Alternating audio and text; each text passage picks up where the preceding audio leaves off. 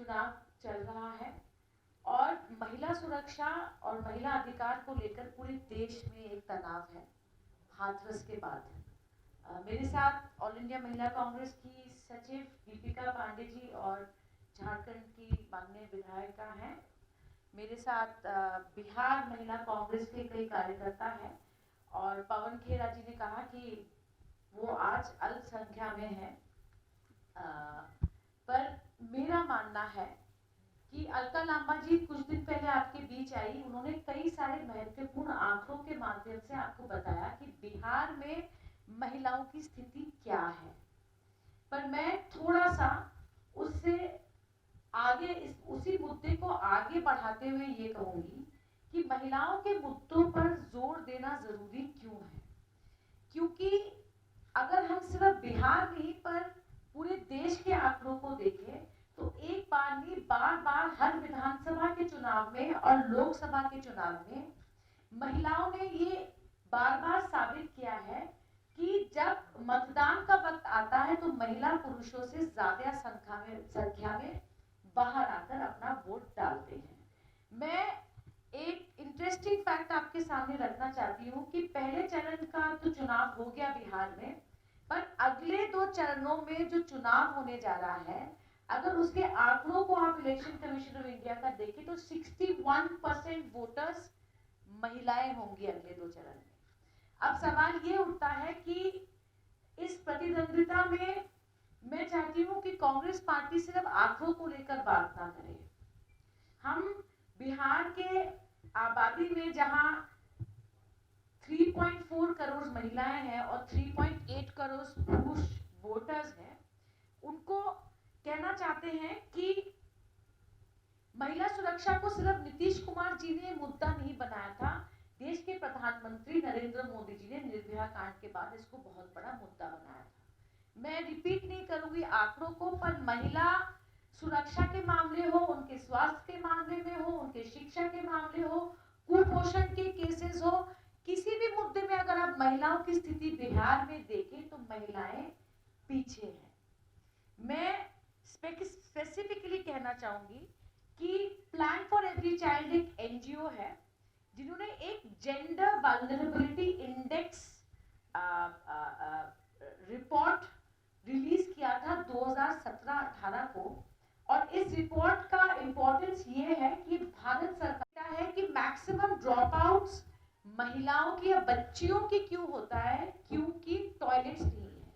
तो स्वच्छ भारत, अब प्रधानमंत्री के भाषण में उन्होंने स्वच्छ भारत का नारा बंद कर दिया है क्योंकि स्वच्छ भारत फेल है और उसकी वजह से बच्चियों की शिक्षा में बहुत मेरा मानना है बहुत इम्पैक्ट, नेगेटिव इम्पैक्ट पड़ा है। इसके अलावा 74.8% households have no access to toilets. Poverty में देखिए 40.9% of the women in the state have more than half of the women own land. 26.4% women have a bank account that they themselves operate, and 13% of elected representatives are only women, only 13%. इस पर अगर आप जोड़ना चाहे, can we add to that Nitish Kumar ji जब पहले अपनी महिला सुरक्षा और महिला सशक्तिकरण पे बोलते थे, वो जीविका दीदियों के बारे में हमेशा बोलते थे। ये हमने दिल्ली में बैठकर पढ़ा और असम में बैठ के पढ़ा कि जीविका दीदियों का जो मॉडल नीतीश कुमार जी ने लागू किया था बिहार में, वो एक उनकी ताकत है। पर आज इन जीविका दीदियों ने खुलेआम देश भर में ये कहा कि उनको उनके अधिकार नीतीश कुमार की सरकार नहीं दे रही है।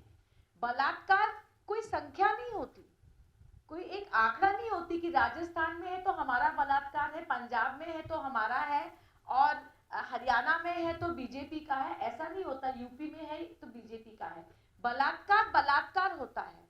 पर दुख ये होता है जब बिहार के किसी जिले में बलात्कार होता है, किसी सिटी में बलात्कार होता है और बलात्कारी उस वीडियो को वायरल कर देता है, बलात्कारी उस वीडियो को वायरल कर देता है, तब हमें दुख होता है कि सरकार और प्रशासन और पुलिस का डर उन बलात्कारियों में है या नहीं। मैं कल मुजफ्फरपुर में थी, वहां मंजू वर्मा जी प्रत्याशी है जो चार्जशीटेड है मुजफ्फरपुर के जो बाल गृह कांड हुआ था जिसमें करीब 34 बच्चों का यौन शोषण हुआ था।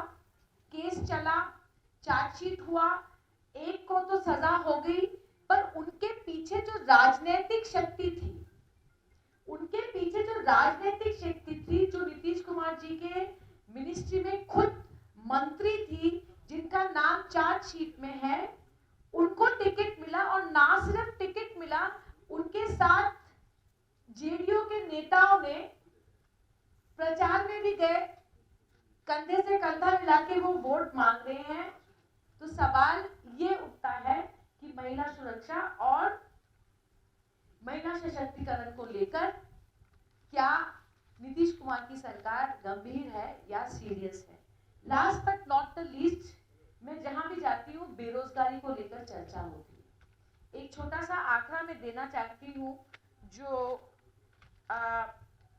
एक्शन एड इंडिया ने रिलीज किया था अजीम प्रेमजी ट्रस्ट के साथ, कि लॉकडाउन के वक्त बिहार की तरफ जितने भी माइग्रेंट वर्कर्स आए और महिलाएं बिहार में जिनके पास रोजगार था, 55% महिलाओं ने उनको अपना रोजगार गंवाना पड़ा लॉकडाउन के टाइम बिहार में।